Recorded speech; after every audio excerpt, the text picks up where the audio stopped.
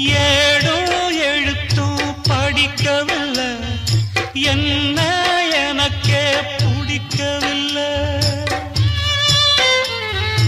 அழகா படிச்சவ சம்சாரம், அதுதான் இப்போ விவகாரம்.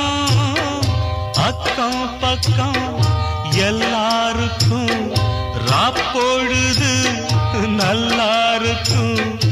இப்போ இந்த ராவும் எனக்கு பகலா சுடுதே.